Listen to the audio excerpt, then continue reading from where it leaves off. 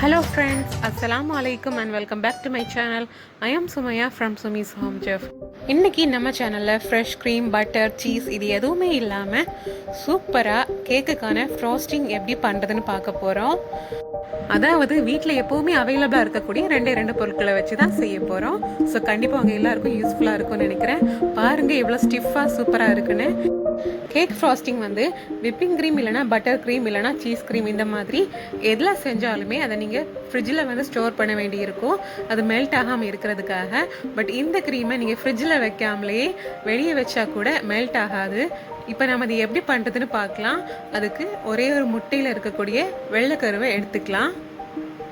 அதாவது egg white மட்டும் நம்ம யூஸ் பண்ண போகிறோம். ஸோ எக் யாக்கை வந்து செப்பரேட்டாக எடுத்து மாற்றிக்கலாம், இது தேவையில்லை. இதை நீங்கள் வேஸ்ட் பண்ணாமல் செடிகளுக்கு தண்ணியோடு சேர்ந்து கலந்து உரமாக கூட யூஸ் பண்ணிக்கலாம். இப்போ இதில் 1/4 கப் அளவுக்கு ஒயிட் சுகர் எடுத்துக்கிறோம். இந்த ஒயிட் சுகரை நல்லா கலந்து விட்டுக்கலாம்.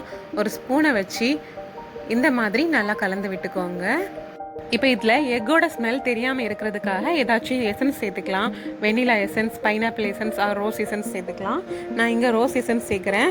அதே மாதிரி உங்ககிட்ட எந்த எசன்ஸும் இல்லைன்னா நீங்கள் லெமன் ஜூஸ் கூட ஃபியூ ட்ராப்ஸ் சேர்த்துக்கலாம்.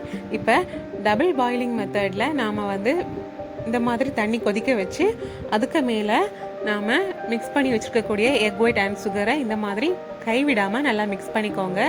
இதில் நாம் சேர்த்துருக்க அந்த சுகர் வந்து கம்ப்ளீட்டாக மெல்ட் ஆகி நாம் கையில் தொட்டு பார்க்கும்போது ஒட்டி வர்றது மாதிரி இருக்கும் இந்த மாதிரி. ஆனால் ரொம்பவே வலுவழுப்பாக இருக்கும், அதாவது எந்த விட துருத்துருப்பும் இல்லாமல் வலுவழுப்பாக இருக்கும். இந்த மாதிரி வந்ததும் நாம் ஸ்டவ்வை ஆஃப் பண்ணிவிட்டு அதை தனியாக எடுத்து மாற்றிக்கலாம். இதை ஒரு 10 நிமிஷம் கம்ப்ளீட்டாக ஆற விட்டுட்டு இப்போ இதை ஒரு எலக்ட்ரிக் பீட்டரால் நல்லா பீட் பண்ண ஆரம்பிக்கலாம்.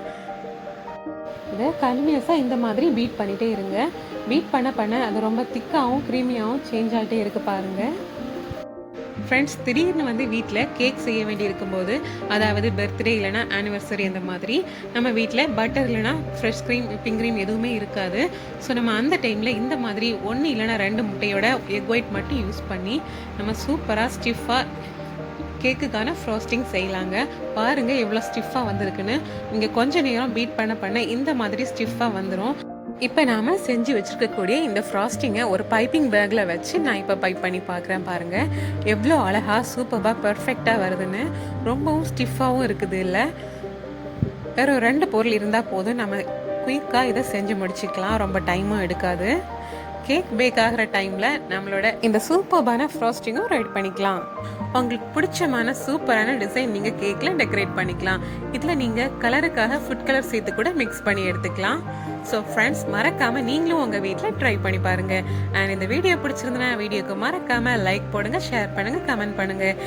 இன்னும் நிறைய இன்ட்ரெஸ்டிங்கான ரெசிபிஸ் அண்ட் vlogs பார்க்குறதுக்கு என்னோட சேனலை மறக்காமல் சப்ஸ்கிரைப் பண்ணிக்கோங்க. இந்த நாள் இனிய நாளாக அமையட்டும். தேங்க்யூ ஸோ மச் ஃபார் வாட்சிங்.